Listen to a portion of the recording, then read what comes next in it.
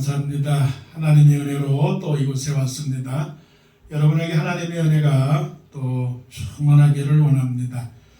세상 살아가는 것 참 힘들고 어려운 거지만 그래도 하나님께서 우리와 함께 계셔서 우리에게 평안과 축복을 주신다 말씀하시고 약속하셨으니 그 약속이 우리 인생 다 갈 때까지 다 이루어 주실 줄로 믿습니다. 사도행전 13장과 14장은 바울과 바나바가 제1차 전도 여행을 하신 그 하신 것들을 기록하신 말씀입니다. 1차 전도 여행은 결국은 아름답고 또 의미가 있고 또 성과가 있는 그러한 전도 여행이었습니다.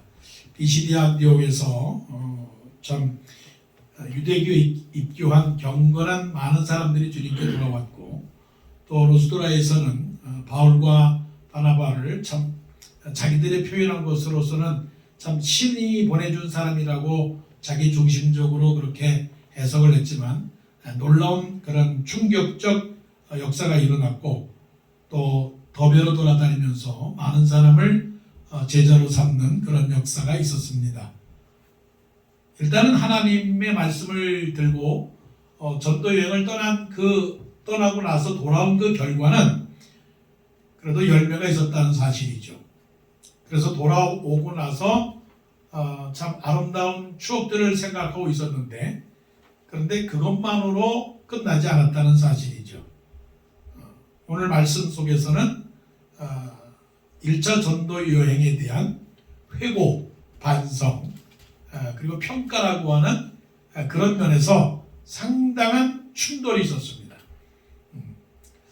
어떻게 보면 문제가 생긴 거죠. 아니, 하나님의 일에 문제가 있습니까? 하나님의 일에는 문제가 있을 수가 없는데 오늘 문제가 있었습니다. 그래서 그 문제를 어떻게 해결하는가 그것을 보게 될 때 우리가 살아가면서 당하는 여러 삶의 문제들이 있지 않습니까? 문제는 나만이 갖고 있는 문제가 아니고 우리 모두가 갖고 있는 문제입니다. 죄인이기 때문에 갖고 있는 문제, 연약하기 때문에 부족하기 때문에 갖고 있는 모든 문제가 있습니다. 사건이 생기고 사고가 생기고 또 여러 가지 생각하지 아니한 자연재해들 어떻게 보면 우리 인생은 문제 속에 갇혀 있다라고 말하는 거죠. 그래 인생은 문제다 하는 겁니다. 그러니까 문제를 가지고 있는 우리의 인생에 대해서 그렇다고 문제만 있는 것이 아니라 해결은 분명히 있습니다. 그 해결의 최종적 결론은 예수 그리스도가 답입니다. 그래서 life is question, Jesus is answer. 인생은 문제이고 예수님은 답이다라고 하는 최종적 결론을 우리는 내리는 거죠. 그러니까 그 많은 문제 가운데서도 예수 그리스도가 없이 살아간다라고 하는 자체는 문제의 연속이고 문제의 홍수이고 또한 문제의 산더미처럼 쌓여 살기 때문에 그 문제 속에 살아가는 인생이 얼마나 힘들고 고달프겠느냐 하는 얘기죠. 오늘은 본문에 의거해서 어떻게 그 예루살렘 교회와 안디옥 교회가 사도 바울과 바나바가 전도 여행을 갔다 온 다음에 생겼던 그 문제를 해결하는가를 통해서 우리의 크고 작은 인생의 문제, 가정의 문제, 사회의 문제, 국가의 문제 그리고 이 세계의 문제의 해결 방법이 무엇인가를 말씀을 서로 나누고자 하는 것이죠. 자, 문제 제기입니다. 15장 1절에 문제 제기가 생겼습니다. 어떤 사람들이 유대로부터 내려와 안디옥의 교회에 지금 오는 얘기입니다. 유대로부터 안디옥 교회에 내려와서 형제들을 가르치되 너희가 모세의 법대로 할례를 받지 아니하면 능히 구원을 받지 못하리라 하니 2절 바울 및 바나바와 그들 사이에 적지 아니한 다툼과 변론이 일어난지라. 다툼과 변론이 일어난지라. 여기에서 말하는 것은 다툼과 변론이라고 하는 것은 날카로운 대립이다. 교회 안에 날카로운 대립이다. 곧 전쟁으로 말하면 칼과 창과 총과 폭탄을 들고 서로가 서로를 향하여 네가 옳다 내가 옳다 sharp dispute 아주 날카로운, 어떻게 보면 삶과 죽음이라고 하는 아주 치열한 갈림길. 내가 양보할 수가 없다. 내가 옳고 너희들은 틀렸다. 이것이 정의이고 이것이 불의다라고 하는 그런 날카로운 다툼과 변론이 일어난 거죠. 성경 속에서 이렇게 말씀을 했지만 이거는 치열한 영적 전쟁이었다는 거죠. 교회에 이런 일이 많지 않습니까? 목사님이 옳습니다. 성도님들이 옳습니다. 무슨 말씀이냐? 성도님이 잘못했습니다. 목사님이 잘못했습니다. 이게 다툼과 변론이 일어나지 않겠습니까? 교회 말입니까? 가정도 당신이 잘못한 거야. 당신이 잘한 거야. 가정만이요? 직장도 그렇죠. 이 사회에도 국가도 그런 다툼과 변론이 일어나는 겁니다. 이럴 때 어떻게 하느냐? 이 문제를 제기한 유대로부터 온 사람들은 뭐냐면 전통적 유대의 사고방식과 신앙의 관념에, 신앙의 교훈에 얽매여서 도저히 자기가 가지고 있는 지식과 경험과 윤리와 도덕과 그리고 말씀과 지식이라고 하는 것을 풀어헤치 못하고 꽉 막힌 상태에서 지금 문제를 제기하는 겁니다. 그 문제 제기의 핵심은 뭐냐면 감히 어찌 이방인이 하나님의 백성이 될 수 있는가?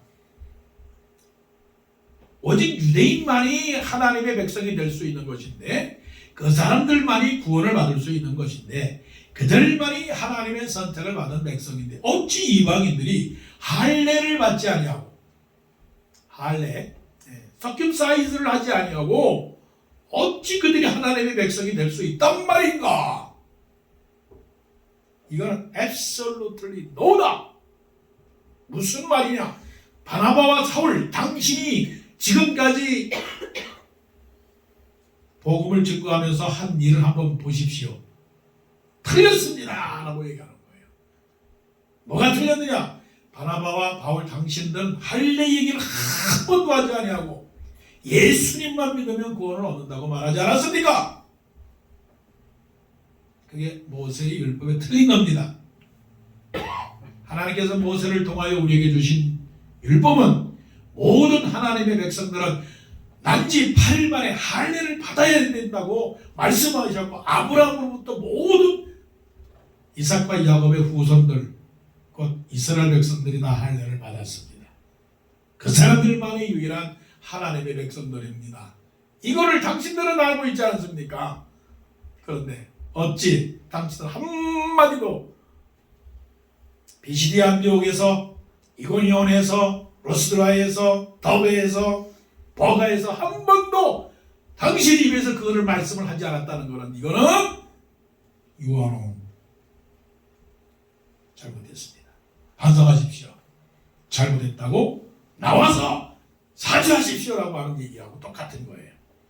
치열한 거예요. 그래서 2절 말씀에 보게 되면 형제들이 이 문제에 대하여 바울과 바나바와 및 그 중에 몇 사람을 예루살렘에 있는 사도와 장로들에게 보내기로 작정하리라. 대단한 그런 소용돌이 속에 어떻게 했습니까? 기독교 역사에 처음 있는 예루살렘 총회, Assembly of Jerusalem, 예루살렘 총회가 처음으로 모여서 의논한 안건, 그 안건이 뭐냐면 할례를 받지 않고도 구원을 받을 수 있는가에 대한 논의가 있었다는 거죠. 자, 이제 그거를 놔두고 오늘 여러분들이 생각할 때 할례를 받지 않고도 예수 믿을 수 있습니까? 없습니까? 어려운가요? 그럼 쉽게 말씀드리죠. 오직 예수 그리스도만 믿으면 구원을 받는 것이고 구태여 할례를 받지 않아도 됩니다. 맞습니까? 틀립니까? 네, 맞죠? 맞습니다. 근데 그때의 그 사람들은 도저히 이거는 있을 수 없는 일이에요. 예루살렘 총회가 결론 내리기 전까지는 아니다라고 했던 모양이다.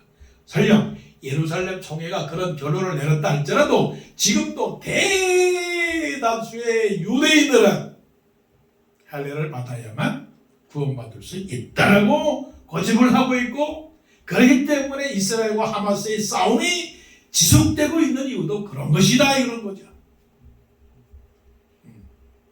누가 옳으냐 누가 그러냐 판단은 이미 났지만 결론은 하나님, 우리가 죽은 다음에 예수 믿으라고, 예수 믿으면 구원을 받는다고 선지자들을 보내고 사도들을 보냈고 교회들을 통해서 목사들을 통해서 교사들을 통해서 전도자와 선교사를 통해서 그렇게 보냈는데도 불구하고 너희들이 교만하여 그것을 믿지 아니하느냐.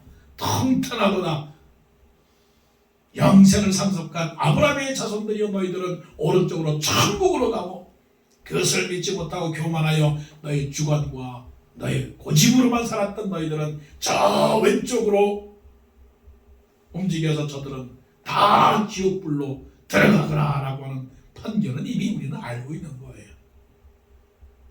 자, 이런 문제가 생겼을 때 예루살렘 총회가 결론을 내립니다.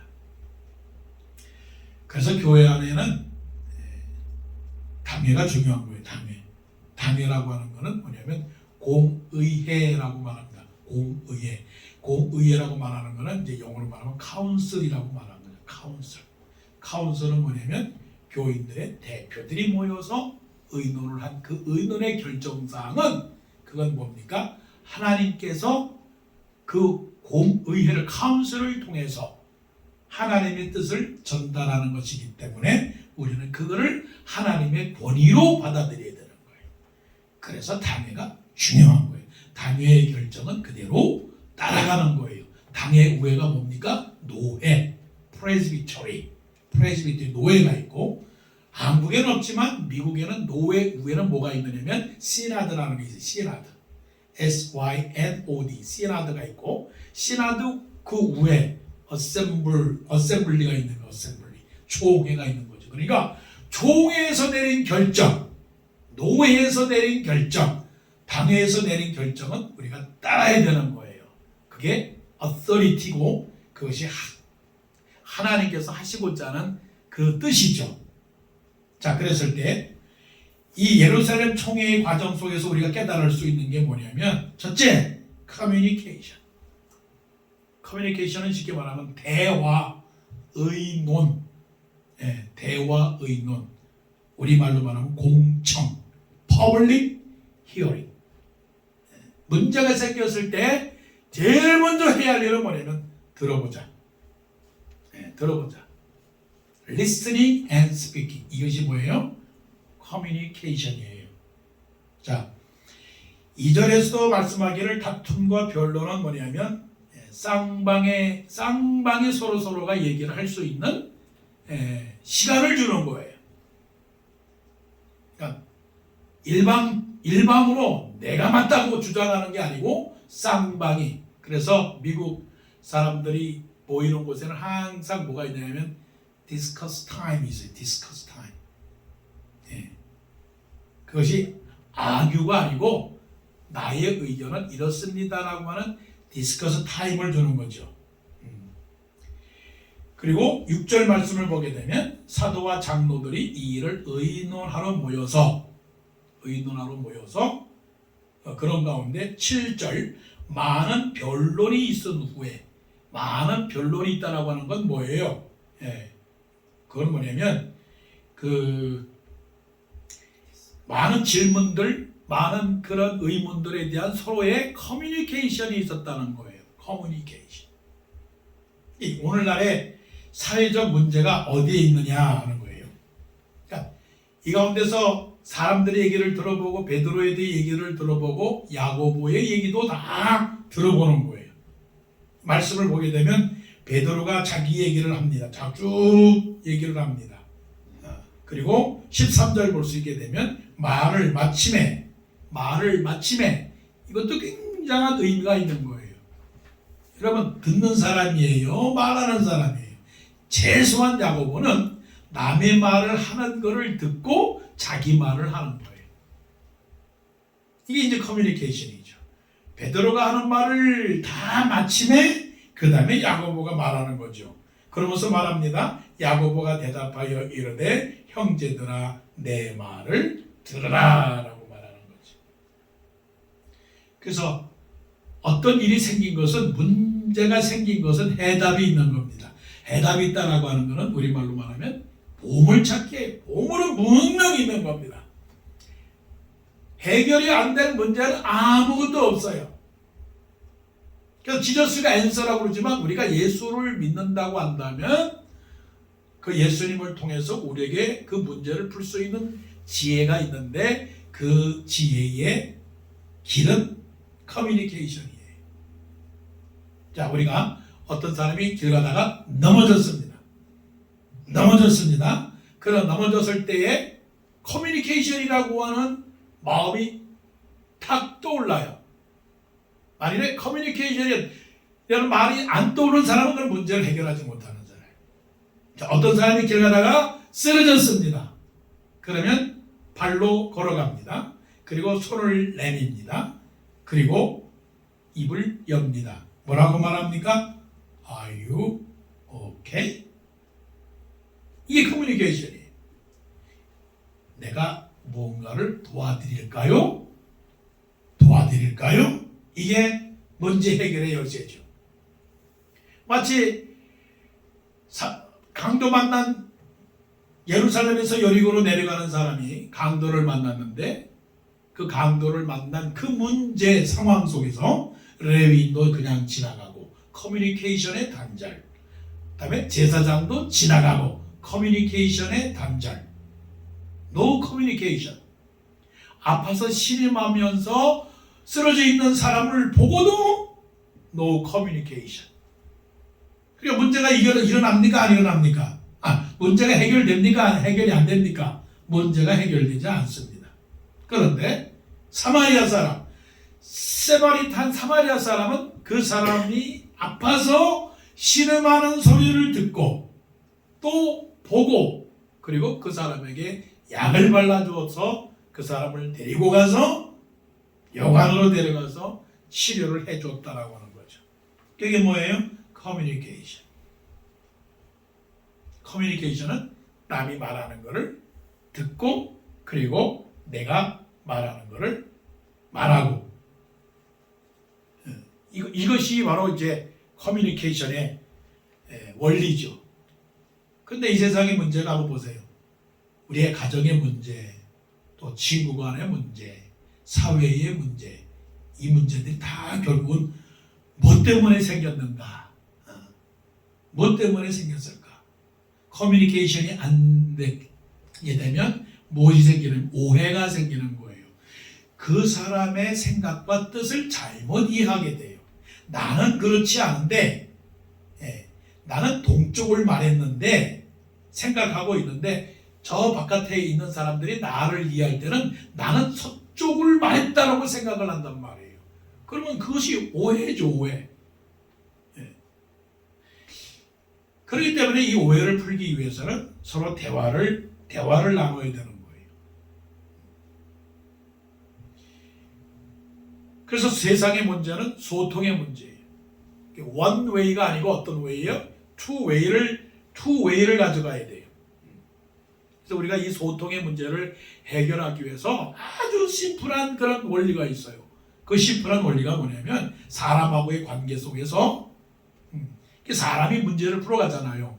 어느 누구도 어린아이하고 얘기를 하든 어른하고 얘기하든 뭐 높은 사람하고 얘기하든 그 얘기를 해나감에 있어서 풀어가는 세 가지 단어가 있어요. 그럼 문제는 풀려요. 남이 말하거나 또 내가 듣거나 할 때 뭐라고 얘기하냐면 okay, right, yes. 우리가 굉장히 많이 쓰는 단어들이에요. 하루에도 3단어는 굉장히 많이 써요. 그러니까 많이 쓰면 쓸수록 그 사람은 모든 사람과 더불어 커뮤니케이션을 잘 이루는 사람인데 혹시 오케이가 아니라 no, 아니, 싫어, 안 돼, 아닌걸, 틀렸어 이렇게 말하는 그런 단어들이 많이 나오면 결국은 어떻게 되는 거예요? 문제가 생기는 거예요. 문제를 해결할 수가 없다라고 하는 거예요. 근데 예루살렘 총회에서 보게 되면 이 사람이 말하는 거를 한번 보세요. 유대로부터 그 온 사람들이 교회 와서 지금 가리키는 거예요. 여기서 보게 되면 15절에서 형제들을 가르쳤다라고 하는 거는 1시간 가르치는 게 아니고 어느 정도의 기간을 두고 가르치는 거예요. 교회에서 이거를 가리키는 거예요. 그걸 가리키는 사람들을 보면서 당신은 틀렸어. 우리가 가지고 있는 논리가 있어. 그러면서 물리친 게 아니라는 거죠. 그래서 문제를 보고서는 그 문제를 해결하기 위해서 들어보면서 지켜봤다라고 하는 이들의 교회의 인내심도 굉장히 중요한 거죠.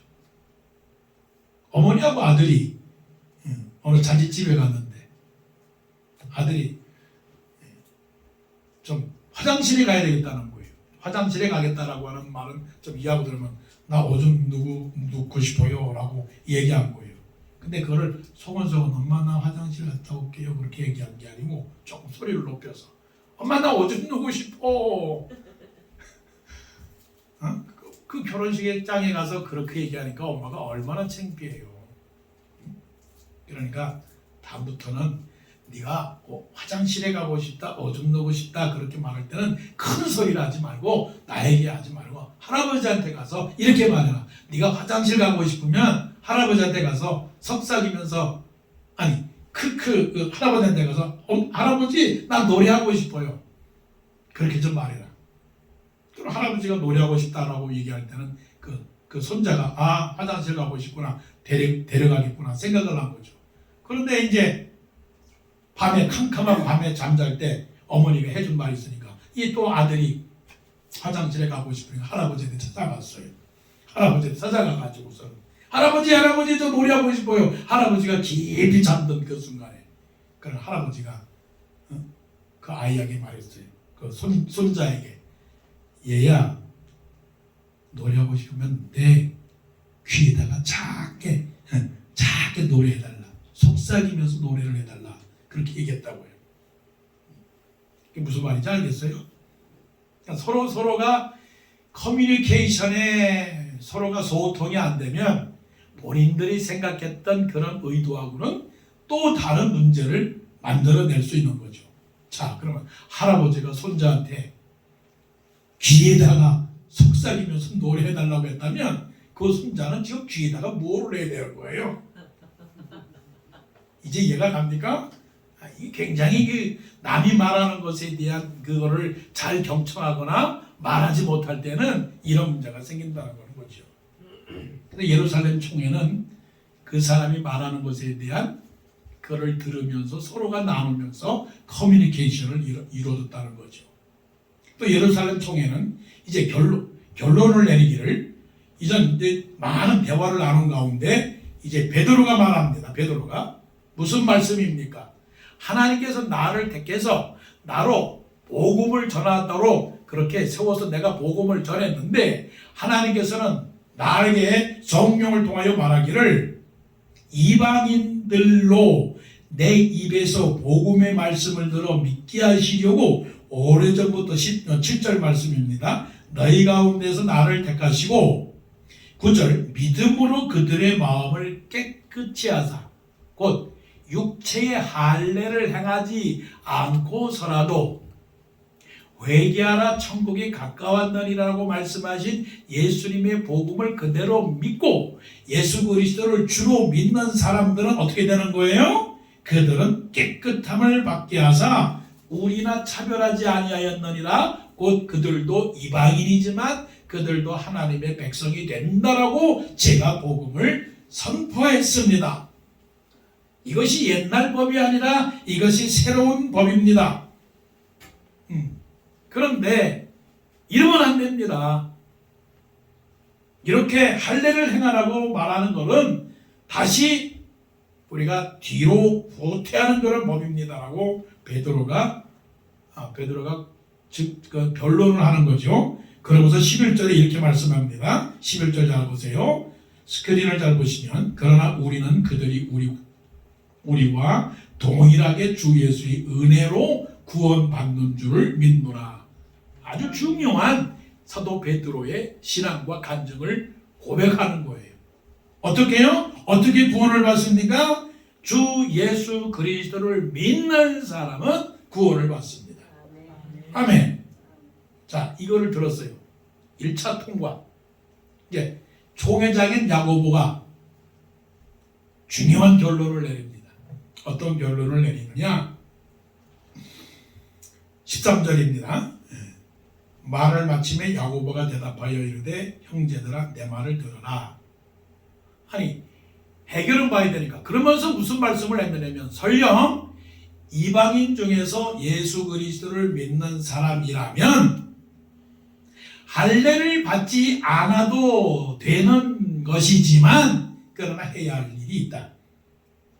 그러니까 50%는 양보하고 50%는 조건을 내세우는 거죠. 무슨 조건이냐면 아주 중요한 말씀입니다. 자, 17절, 19절입니다. 그러므로 내 의견에는 그러니까 성경이라고 하는 것이 얼마나 우리에게 사람과 사람들끼리 모여서 의논하는 방법과 언어와 태도를 보여주는지 몰라요. 야고보가 예루살렘의 최고의 권위자임에도 불구하고 내 의견에는 라고 하는 말로 겸손하게 표현했다라고 하는 사실이죠. 내 의견에는 이방인 중에서 하나님께로 돌아오는 자들을 괴롭게 하지 말고. 자, 1차 결론. 그러니까 할례 따지지 말고 무조건 예수 그리스도를 믿는 사람은 다 영접해라. 교회의 부자냐 가난한 사람이냐, 교회에 그 사람이 어느 지역의 출신이냐, 그 사람이 남자냐 여자냐, 그 사람이 배운 사람이냐 못 배운 사람이냐, 그가 죄인이냐 죄인이 아니냐 따지지 말라. 그 사람들이 예수 믿는 사람이라면 무조건 받아들여라. 아멘? 아멘.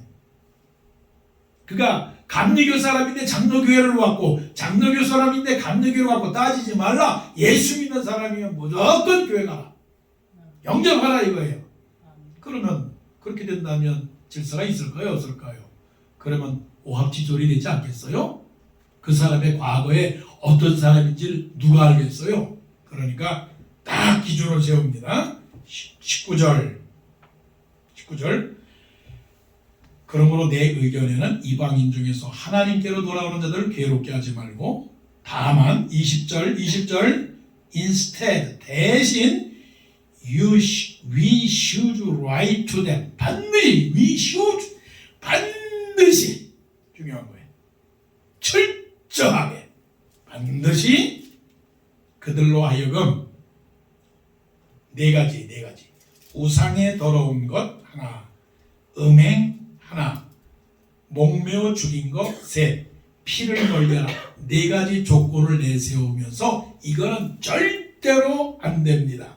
당신들이 다른 종교에서 이방인으로서 우상 숭배하던 모든 제사의 습관과 생활의 습관과 모든 문화와 풍습들은 교회 오면 절대 금지. 너희가 유혹의 욕심을 따라 구습을 쫓는 옛사람을 벗어버리고 하나님을 따라 의와 진리와 거룩함으로 지으심을 받은 새 사람을 입어라. 이거는 우리들에게 하시는 말씀이에요. 우리가 이방인으로서 예수 믿어서 구원을 얻은 사람들이지만 그러나 사실은 이런 네 가지 조건들과 더불어 살아가는 사람들이에요. 왜?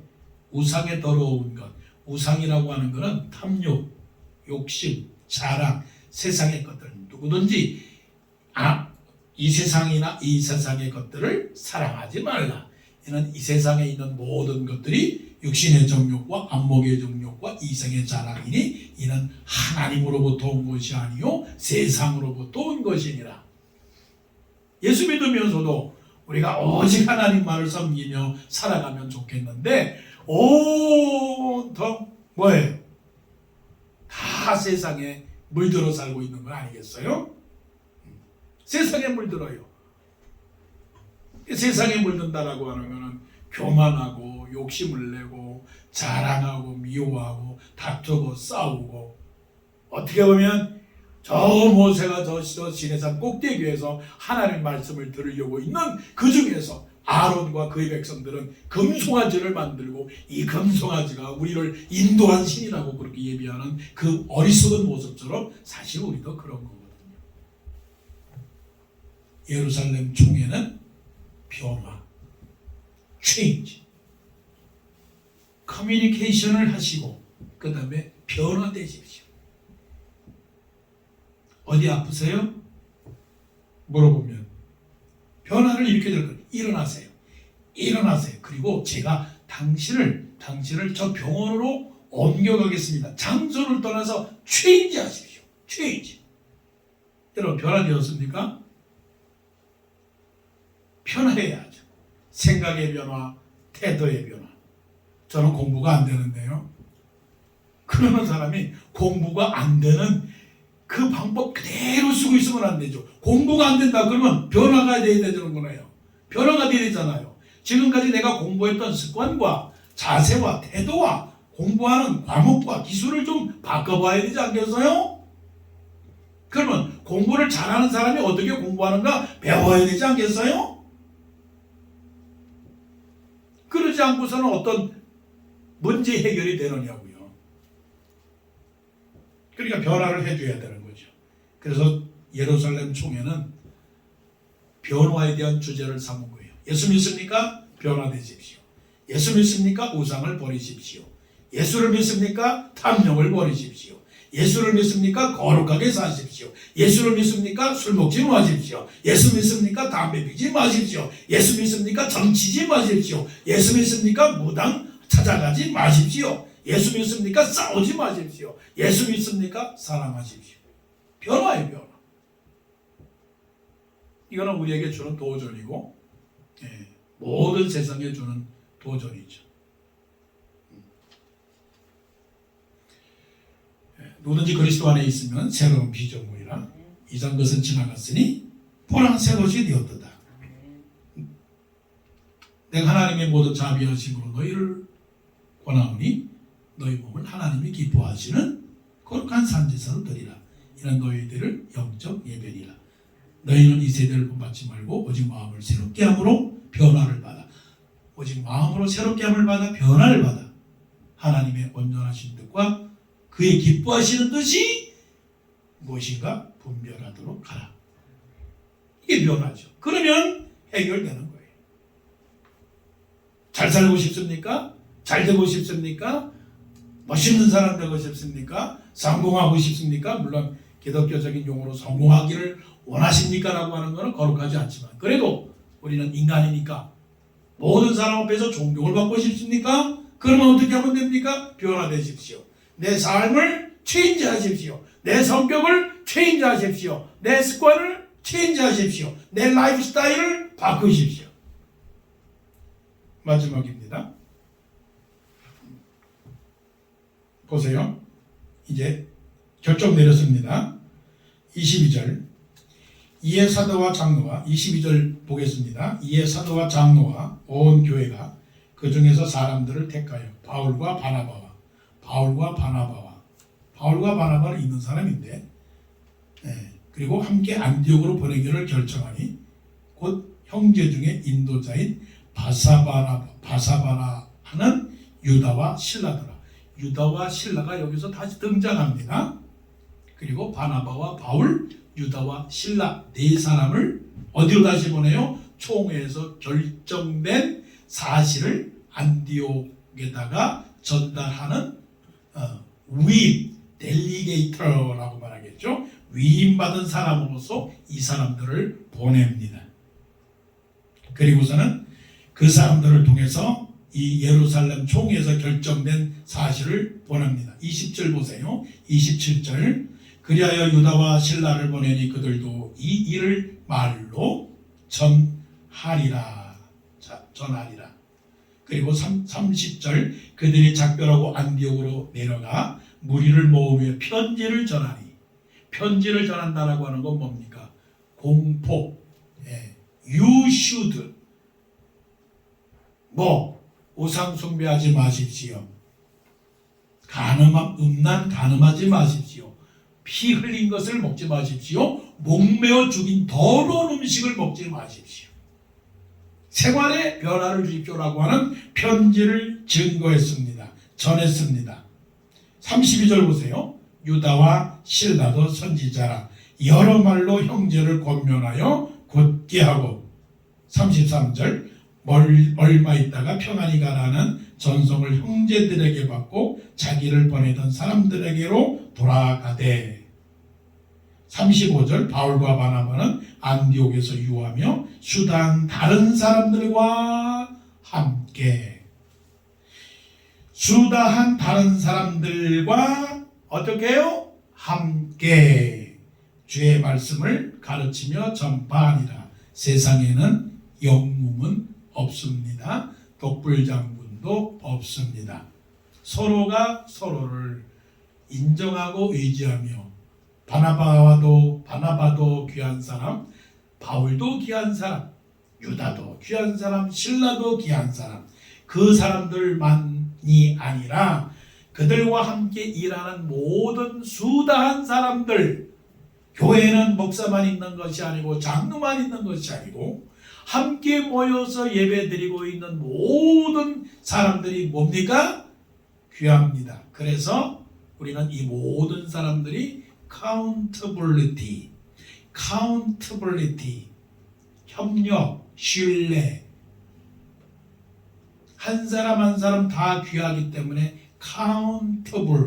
accountability, 한 사람 빠질 수가 없어요. 1, 2, 3, 4 한 사람 한 사람이 다 귀하고 귀한 사람이라고 하는 거예요. 이게 뭡니까? 결국 문제 해결의 방법이에요. 문제가 생겼습니까? 문제가 원인이 뭡니까? 목사님이 문제네요. 목사님이 문제네. 알고 보니까 목사님 빠지세요. 목사님 여기서 멈추세요. 장로님이 문제였군요. 장로님 거기서 중단하세요. 장로님이 잘못입니다. 성도님들이거든요. 성도님들 앞으로 교회 나오지 마세요.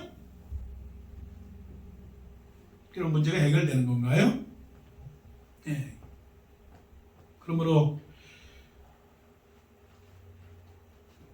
그러면은 안 되는 거죠. 사자가 있고 세 마리의 소들이 있는데 사자가 세 마리의 소가 있으니까 도저히 소를 잡아먹을 수가 없는 거예요. 한 마리의 소에 달려가면 두 마리의 소가 달려들어가지고 도저히 이 사자가 한 마리의 소도 잡아먹을 수가 없는 거예요. 그래서 꾀를 냈습니다. 사자가 붉은 소, 얼룩소, 검은 소, 붉은 소에게 찾아갔습니다. 야, 너 검은 소가 말하기를 뭐라고 말했는지 알아? 자기가 진이 제일 세다는 거야. 넌 소도 아니래. 또 검은 소에 찾아가서 또 말합니다. 사자가 말합니다. 야, 검은 소야, 너 붉은 소가 뭐라고 그러는지 알아? 너는 힘이 제일 약하다는 거 하는 거예요. 얼룩소한테 또 찾아가서 말합니다. 사자가 말합니다. 너는 제일 모자란 소래. 이 세 소가 그냥 서로가 똘똘 뭉쳐있다가 이 사자의 꼬에 넘어가서 그냥 서로 그래서 만나서 풀을 뜯고 있다가 서로 각자 뜯어서 풀을 뜯어먹는 거야. 옛다 잘됐다 하고 사자가 그냥 착 가서 그냥 한 마리 잡아먹고 또 한 마리 잡아먹고 또 한 마리 잡아먹고. 시편 133편에 뭐라고 말씀하시느냐 하면 형제가 연합하여 동거함이 어찌 그리 선하고 아름다운고 이는 보배로운 기름이 수여온 것 아론의 수염에서 흘름 같고 그 옷깃까지 내린 같도다 라고 말씀하신 거예요. 그러므로 어떤 경우라도 이 카운터블리티를 잊어버리게 되면 문제 해결이 되지 않습니다. 예루살렘 총회를 통해서 신앙의 문제가 생겼어요. 이방인 중에서 할례를 받지 않고 예수를 믿을 수 있습니까? 예루살렘 총회는 결론을 내렸습니다. 할례를 받지 않아도 예수를 믿고 구원받고 하나님의 백성이 될 수 있습니다. 단 우상 숭배하지 마십시오. 음란하지 마십시오. 목매어 죽인 것을 먹지 마십시오. 피를 흘린 것 먹지 마십시오. 세상의 모든 습관을 버리고 교회로 나오십시오. 결론을 내렸습니다. 그 과정은 커뮤니케이션, 체인지, 그리고 카운터빌리티 세 가지를 갖고 있는 과정을 겪었습니다. 우리 삶에 이러한 문제가 만났거든 세 가지를 꼭 지켜서서 문제를 해결받기를